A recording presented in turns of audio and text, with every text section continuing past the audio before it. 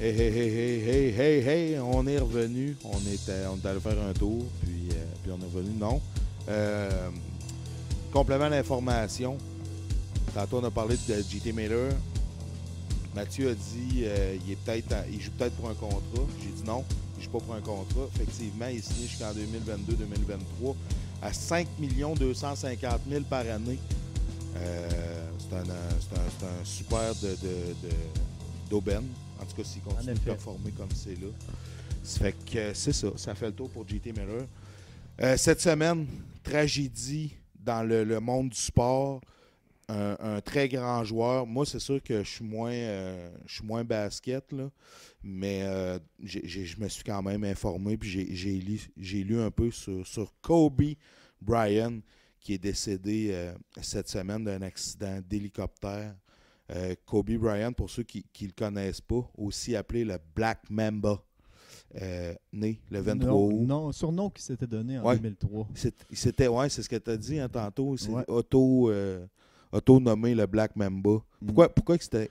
En fait, c'est que c'est plate, on commence de même, là, parce que là, on va y aller sur une histoire qui s'est passée. C'est qu'en 2003, lors qu'il était blessé, il se reposait puis il faisait de la réhabilitation au Colorado. Fait dans un hôtel du Colorado, il y a eu une aventure sexuelle avec une femme de chambre. La dame en question a porté plainte pour agression.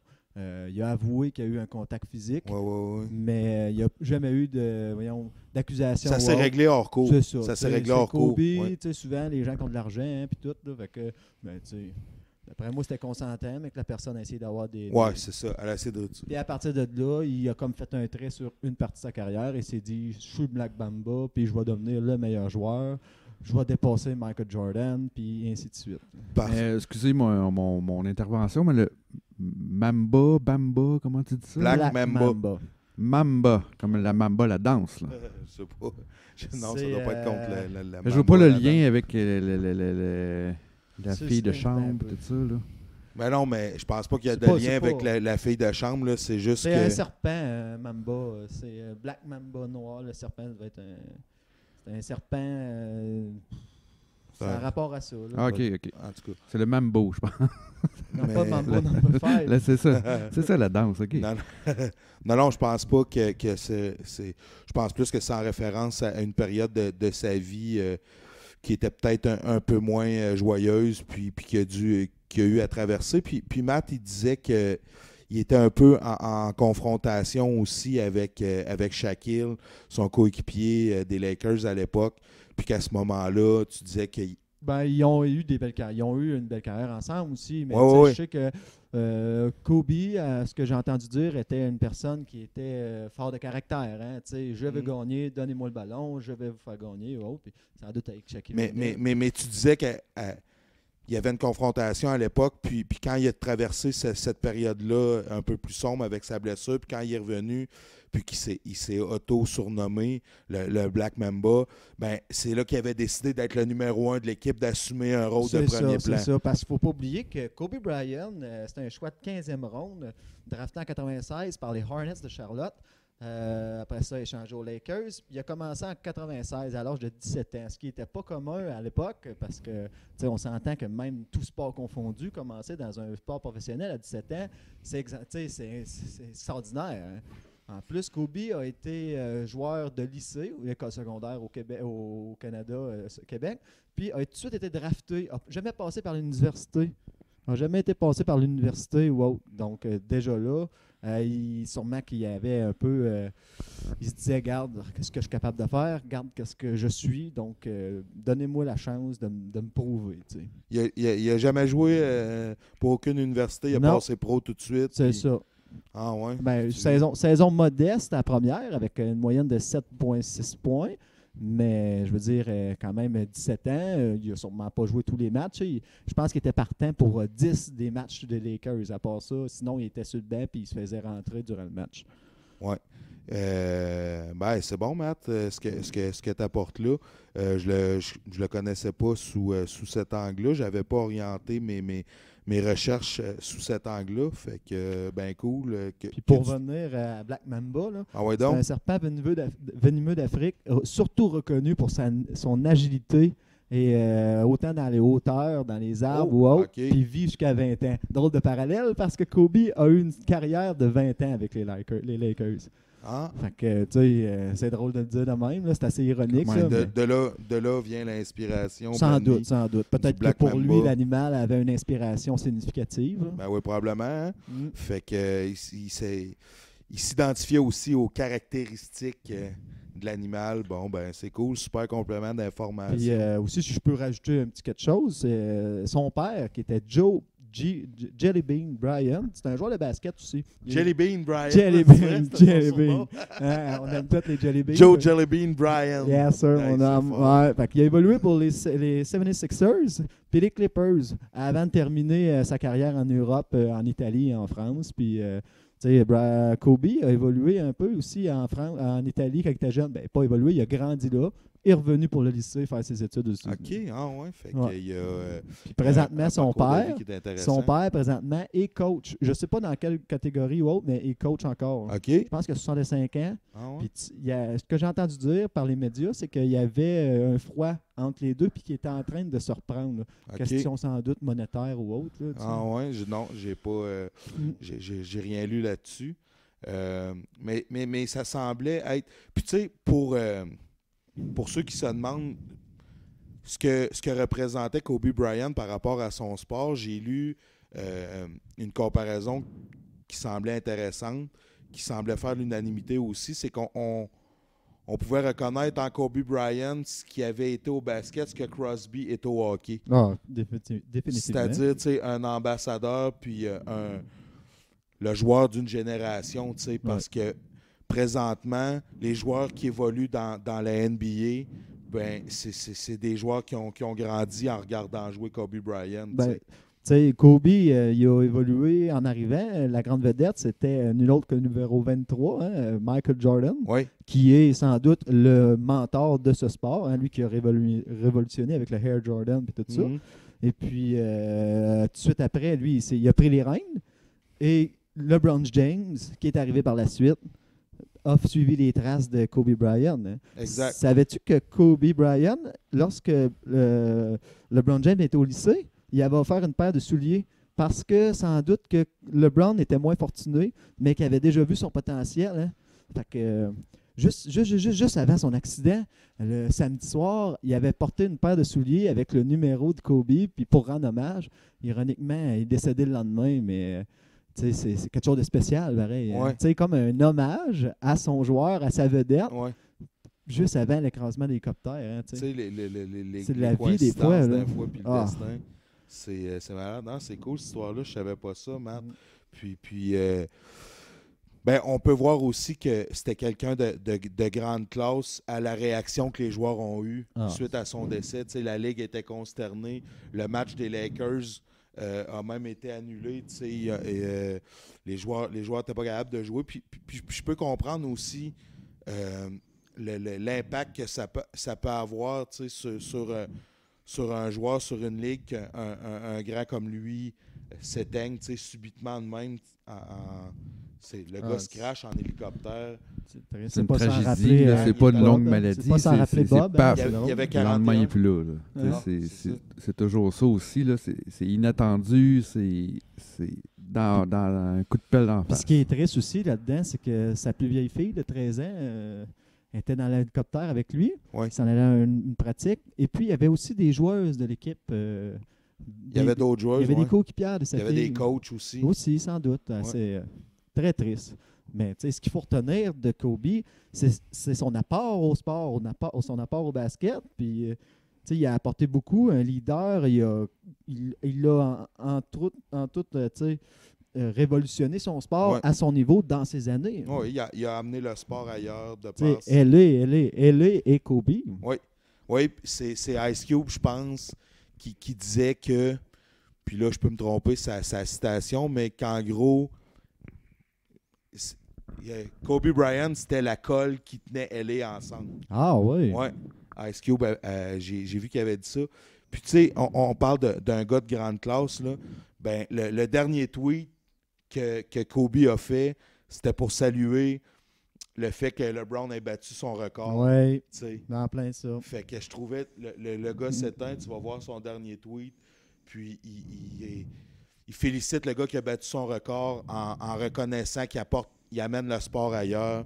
Fait que je trouvais que c'était tout à son honneur. Ovi, notre Ovi national qui a porté le 24 de Kobe dans le l'échauffement. Warm-up. C'est ça. Échauffement, Ouais. ouais. On a C'est bon. on va mais faire ouais. des exercices d'addiction. L'échauffement, on va y aller en français, ça va être plus simple. Les chemises de l'archi du sèche sont-elles sèches ou archi, hein? Tu veux, Ouais. même moi. Puis, comme je ne suis pas un grand connaisseur de basket, je me suis plutôt intéressé à l'événement parce que tantôt, Matt, on parlait tous un peu en même temps, mais j'ai remarqué que tu as parlé de Bob Bissonnette qui avait un accident aussi en hélicoptère. Il y a Roberto Clemente qui a eu un accident aussi en hélicoptère en 72. Puis Payne Stewart qui venait de gagner le US Open en 99. Ah, j'en avais aucune idée. Puis ça m'a fait m'intéresser un peu sur les tragédies. Tu sais, le pattern semble toujours le même. Des gens qui sont célèbres, qui sont fortunés, puis un pilote, une compagnie qui se retrouve face à une situation où c'est pas nécessairement les conditions optimales pour piloter. Puis finalement, tu sais, c'est pas pour mal faire. Le pilote pense qu'il a les skills. Le joueur, la personne met la pression un peu. Let's go, on y va, tu sais. C'est des gens qui voyagent tellement. Ils sont Ouais. tellement tout le temps dans les airs, en char, en autobus. Tu sais, toutes les games sont à l'extérieur. Les maisons, ils ont 2-3 maisons. Tu sais, ils sont jamais à la même place. Ils sont tellement habitués d'être dans les transports. C'est sûr que ça amène un facteur de risque plus grand que nous autres qui voyagent c'est sûr une fois ou 2 ans. Tu sais, je veux dire, ils sont tout le temps Le là-dedans. pourcentage est plus élevé. Hein? C'est ça. Nous autres, on va à Cuba, ça shake un peu dans l'avion, puis on vient tremblant, là, tu sais. Les autres, ils font ça. Tu sais, ils ont quasiment plus de char, là. Ils voyagent. Ah ouais? Moi, j'ai nage. Parle-moi-en donc. Alors, j'ai. Non, mais je l'ai pas pris Le souvent. tube! Le tube! Avions-nous peur, PA? Avions-nous très peur. Non, pour vrai, j'aime vraiment pas ça. J'ai la phobie des hauteurs, de toute façon, anyway.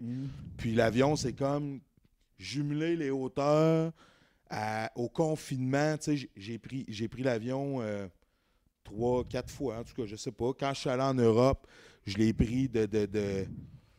Puis, tu sais, je vous raconterai ça, je sais pas, un moment donné, ça...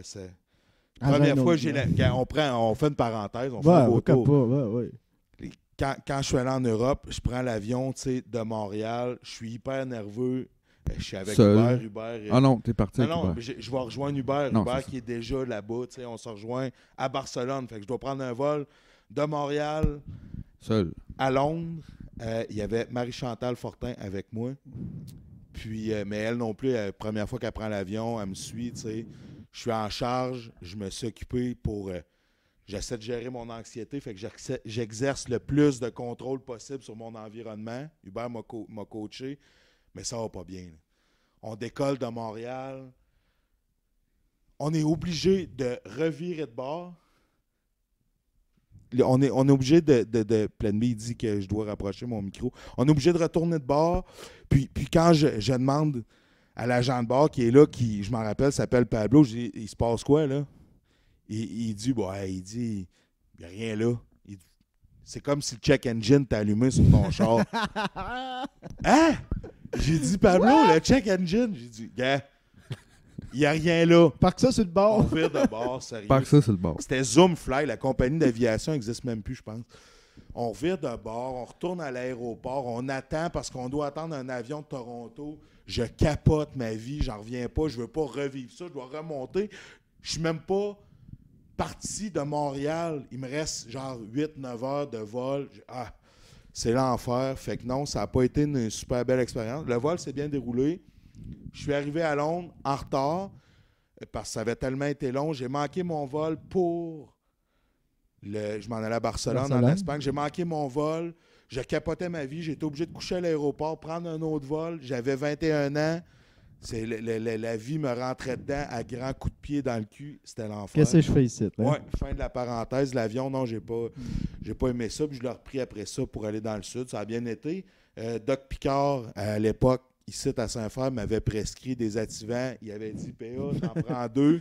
Tu vas Avec dormir comme un bébé. un whisky sur glace, pas de problème. Tu vas apprécier ton vol. Fait qu'effectivement, merci Doc pour ça. Ça s'était super bien passé. Mais juste pour revenir à Kobe, lui qui a pris le transport Des aérien à centaines peu de près fois. toute sa vie, sûrement des Mais ferroviaires, tout ça. Non, mais quand même, visiblement, de ce que j'ai lu, puis je te parle de ça tout de suite, visiblement, il a augmenté lui-même son facteur de risque parce que le New York Times a sorti un papier qui date d'hier, qui est fraîchement sorti, qui dit que l'hélicoptère piloté par Arazobayan n'avait pas l'autorisation légale de naviguer. La compagnie aérienne propriétaire de l'appareil n'avait pas la certification fédérale de l'État de Californie qui lui permettait de voler comme bon lui semble. Il n'y avait pas de permis. Il y avait un permis, mais pas de piloter dans les conditions météorologiques dans lesquelles il se trouvait. Finalement, c'est ce que l'article explique. C'est qu'il possédait une certification. Au beau soleil. Mais sa certification-là avait des conditions de vol bien précises, dont l'obligation d'avoir une visibilité extérieure d'au moins 3000, soit environ 4,8 km. L'obligation de voler avec des nuages positionnés à une distance maximum de 1000 pieds du sol. En tout cas, bref, je vous épargne les détails techniques. Ça n'en fait, hein? À part David Bilodeau, il n'y a pas de pilote ici. David Bilodeau, le pilote de l'air. Fin de la parenthèse. Donc, pour résumer de façon claire, ce que dit l'article, c'est que le pilote de l'hélicoptère est expérimenté et habilité à réaliser des vols comme ça, mais qu'il n'y avait pas finalement l'autorisation de le faire à ce moment précis-là, puis que lui-même a pris l'initiative de contourner ces contraintes-là. Puis, ben, on se retrouve avec la fatalité avec laquelle on compose aujourd'hui. Parce que le dernier message qu'il a laissé, que le pilote a laissé à la tour de contrôle qui supervisait son vol, il avait décidé de prendre plus d'altitude que prévu pour éviter une couche de nuages qui se situait trop bas, comme le disaient les conditions tantôt. Une initiative louable, mais possiblement fatale aux 9 passagers. T'sais. Ça veut dire que c'est probablement ça qui a coûté la vie à Kobe puis les 9 autres personnes. Parce que, oui, Kobe Bryant, mais il y avait 9 autres êtres humains dans l'hélicoptère qui sont décédés aussi. Fait que, tu sais, Claudia Lowry, professeure dans une école de vol basée sur la même base où Kobe a décollé, disait que ça valait pas le coup. Elle était là, elle était au sol quand eux ont décollé, ça valait pas le coup. On vole pas avec ce genre de météo dans tous les cas. Fait que bref, c'est ça. D'un fois, on pousse un peu les gens, ont l'argent, ont l'influence, puis ils poussent un peu leur chance. Ça n'enlève rien à la tragédie. Fait que c'est ça. Salut Kobe. C'est ça, c'est des affaires qui arrivent aussi partout. C'est juste parce que Oui, c'est un accident, mais si ça aurait été Tiggy Saint-Jacques de Val-Alain, on ne l'aurait pas su. T'sais. Non, Tiggy, ça serait resté... Fait que c'est ça, Matt, t'avais-tu d'autres choses à rajouter juste sur pour Kobe? finir, là, Kobe, là, c'est en statistiques puis en chiffres, là, c'est 5 bagues de la NBA, c'est 2 médailles d'or aux Olympiques, soit 2008, comment ça s'appelle 2012. le trophée? C'est le Vince Lombardi? Non, c'est au football, ça. En plus, on s'en va au Super Bowl. Ouais, c'est ça. Ben, prêt, c'est pour ça. J'ai déjà rendu à mon prochain sujet. Ouais, je sais pas. Non, mais c'est pas grave. Vas-y. 5 bagues? 5 bagues, 2 médailles d'or aux Olympiques avec l'équipe américaine. Le Dream Team? Non, le Dream Team, c'était en 92 avec Michael Jordan. Ah oui, c'est vrai. Je sais pas c'est qui les autres joueurs, là, mais... Tu sais, comme moi, là, pas un grand fan de basket, mais tu savais que je peux faire une parenthèse avec une histoire personnelle? Oui, donc. Ben, moi aussi, j'ai déjà été au basket, hein. Oui. Là, une douzaine d'années à l'époque, hein, tu sais. Là, je vais me sentir vieux. À l'époque, tu sais. Je m'en vais... durant la semaine de relâche avec ma copine du temps puis des amis, on monte en minivan à Toronto. On s'en va voir le Heat contre Toronto. Fait que, on est dans la grosse tempête de neige. Il y a des vannes, il y a des chars tout le tour sur le bord des murs. En plein hiver. En plein hiver. Tu sais, une grosse tempête. Crinque et raide. Fait que là, on monte, ça me prend, je sais pas, moi, 12 heures. C'est moi qui chauffe, là, tranquillement, pas vite. On arrive là, avec nos billets dans les mains. Seul avec ta blonde? Non, on était avec 5 autres personnes, 5 amis à ma blonde. Puis tout le monde était des étudiants, fait que tout le monde n'avait pas beaucoup beaucoup d'argent. Ils avaient tous gardé leur argent pour acheter des billets. Pour puis- aller au Raptor. Ah, ouais, Ils vraiment. étaient cher, les billets? Ah, là, je me rappelle pas. Des bons billets? Ah, ouais, ben, sans doute des, Ok. non, des billets. Là. Je veux pas te dire pantoute. Je me rappelle pas, là, mais tu sais, on s'en va. Fait que vous êtes là C'est toute une la sortie, gang. là, tu sais, Ouais. c'est une belle Ah sortie. ouais? Là, on monte crinquer raide, puis hey, on va voir le match de basket parce qu'à l'époque, ma copine jouait au basket et elle avait amené ses chums.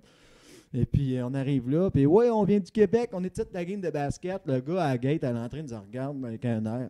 Ah ouais, vous venez au basket? Je dis, ben oui, tu sais, Chris, hey, on est crinqué raide. Il dit, checkez nos billets, monsieur. Le monsieur regarde, il nous dit en anglais, ouais, c'est parce qu'il n'y a pas de game ici à soir. Je dis, hey, Chris, tu me niaises-tu, là? Check. Il dit, oh, hey, Heat de Miami, La Toronto. date est bonne. Mais la date est bonne, C'est toute. quoi, là? Tu sais quoi le problème, mon gars? C'est que la game était à Miami. Ah, sacrément. Fait qu'on est retourné à l'hôtel, puis là, le monde a écouté ça à la TV. Là, tu Ah voyais 7 places, mon gars, dans les estrades. Moi, ce que j'ai fait de la piscine. Mais j'ai jamais autant nagé. Ah, hey, Ah, malade. Ah, c'est incroyable. Hey, merci pour le partage. On était allé manger au Eatside Mario's, puis on est redescendu. C'est le resto le plus Ah, new-yorkais, ouais. mon gars. Let's go, Ah, ouais. Eastside Mario. Je me rappelle plus du jig. Eatside Mario's, c'est le resto le plus new-yorkais. Hey, Ah. on va conclure là-dessus. Ah. C'est malade. Merci, Matt. Fait que là-dessus, Kobe Bryant, brillante carrière, homme de basket, homme impliqué dans son sport. J'aime ça. J'aime ça. On finit sur une note positive. T'allais-tu là pour le voir, Kobe Bryant? à Non, la il base? jouait pas. Ah, À ce temps-là, c'était là, contre le Heat. la grosse vedette, là, le Heat, là, c'était Dwayne Wade. C'était Ouais. un gros joueur aussi. Ouais. Puis il y avait. Non, c'était avec. eux autres, c'était avec Miami. Après ça, qu'il avait formé LeBron James. Il y avait Dwayne Wade. Puis il y en avait un autre. Je peux pas te Chris dire, là. Bosh. Chris Bosh de Ah Toronto. Il avait gagné le championnat. Oui, c'est vrai. Le Heat s'était payé un Oui. méchant beau. Oui, c'est vrai. Avec LeBron, Chris Bosh, Oui, puis. Dwayne Wade, ouais. Puis il Ah, il avait fait un show, hein, je me rappelle. il avait tout Il avait gagné. signé les trois, puis là, à l'ouverture, quand ils les avaient signés, je me rappelle plus, là, il avait fait un esti de show sur ESPN. Il faudrait le googler, on le verrait, là, c'était quoi, là. Mais, ouais, c'est vrai, je m'en rappelle. Ça avait été toute une équipe, ça, mais... Mais heureusement, moi, pour mon bar, là, il y a 2 ans, on est allé à New York avec ma gang là, pour nos 30 ans, puis on est allé voir du basket, on est allé à Pas Brooklyn. vrai? On est allé à Brooklyn, puis j'ai pu revoir une game. T'es allé une voir fois le dans ma vie. Nets? Le Nets, je me rappelle plus quand, je pense que c'était contre les Spurs, puis le Nets avait gagné. Ah ouais? Il avait mis ça dans le Nets. C'est une belle... c'est bon, ça. Ouais. Moi aussi, j'ai vu le C'était un trip de basket. sport qu'on avait fait. On avait fait ça, puis on était allé voir les Islanders contre Penguins. OK. Crosby, Malkin, puis tout, Tavares. Ça avait été un bon match. Crosby, les Penguins avaient gagné 4-3, il me semble. Bon, super ça. Un beau trip. Ouais. Ouais, moi aussi, j'ai vu du basket une fois avec le chum Corny. Rémi Garneau, on était allé voir un match pré-saison au Centre Bell des Raptors. Les Raptors jouaient contre... Les Harlem Hey. Globetrotters. non, c'était pas contre les Non. Harlem Globetrotters.